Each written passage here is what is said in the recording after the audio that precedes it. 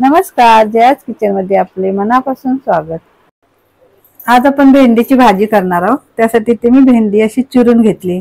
भेंडी सर्वात आधी स्वच्छ धुवून घेतली, नंतर त्याला सुती कपड्याने मी पुसून घेतली आणि कपड्याने पुसताना एकदम चांगली कोरडी करून घ्यायची भेंडी, म्हणजे भेंडी चिकट होत नाही। आता भेंडी एखादी जून असेल तर त्याचं जे वरचं साल असतं ना ते काढायचं आणि आतलं फक्त एक कणीस घ्यायचं। भेंडीची भाजी करण्यासाठी इथे मी एक पळी तेल गरम करून घेतले। त्यामध्ये घालूयात अर्धा चमचा जिरे। जिरे फुलले की लगेच त्याच्यामध्ये मी मीडियम साईजचा कांदा बारीक चिरून घेतलेला आहे, तो टाकून घेऊया।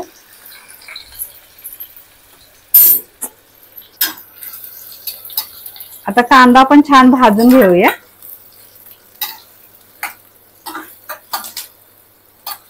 कांदा थोडा हलका होईपर्यंत जरा भाजून घेतलाय बघा। थोडासा हलका झाला की आपण त्याच्यामध्ये लगेच मिरची टाकून घ्या। 5 ते 6 हिरव्या मिरच्या मी अशा चिरून घेतल्यात बारीक, त्या टाकून घेऊया।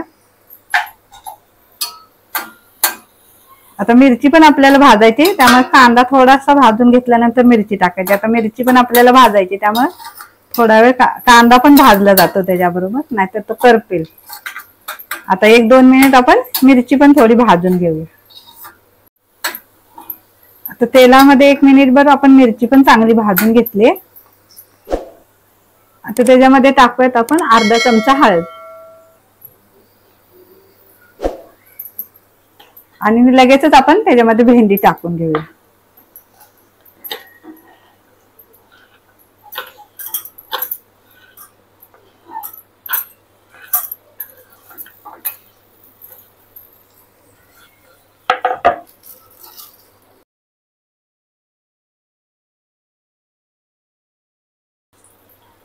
आता भेंडी सुद्धा आपण तेलामध्ये चांगली भाजून घ्यायची, म्हणजे चिकट होत नाही भेंडी। 2 मिनिट चांगली भाजून घ्यायची भेंडी आणि गॅसची फ्लेम मोठी करायची, म्हणजे भेंडी चिकट होत नाही। भेंडी मी 2 मिनिट चांगली मोठा गॅस ठेवून चांगली भाजून घेतली। आता त्याच्यामध्ये आपण टाकूया चवीनुसार मीठ।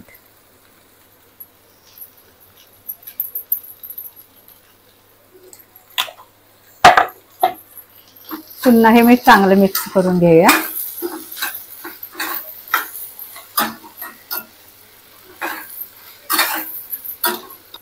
आता मीठ घातल्यानंतर भेंडी मी चांगली परतून घेतली। आता झाकण ठेवून आपण भेंडीला 3 मिनिट चांगली वाफ देऊया। आता गॅसची फ्लेम एकदम बारीक ठेवायची।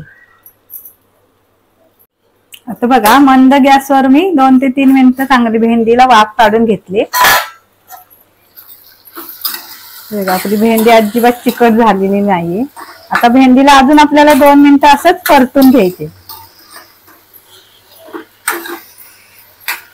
आणि गॅसची फ्लेम मोठी ठेवायची। आता पुन्हा गॅसची फ्लेम मोठी ठेवायची आणि चांगली भेंडी परतून घ्यायची। ही भेंडी कवळी असल्यामुळे पटकन शिजलेली आहे।